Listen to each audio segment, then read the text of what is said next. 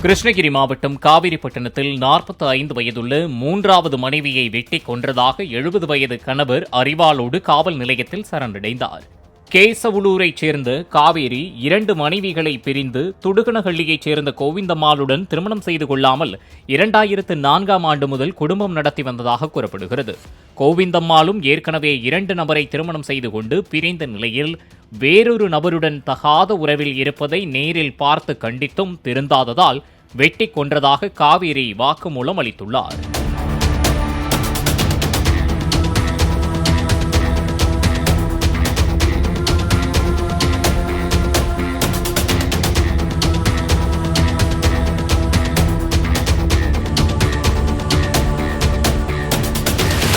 Play store மற்றும் app ஸ்டோரில் இருந்து பாலிமர் செயலியை QR கோடு மூலம் பதிவிறக்கம் செய்யுங்கள். செய்திகளை உடனுக்குடன் பெறுங்கள்.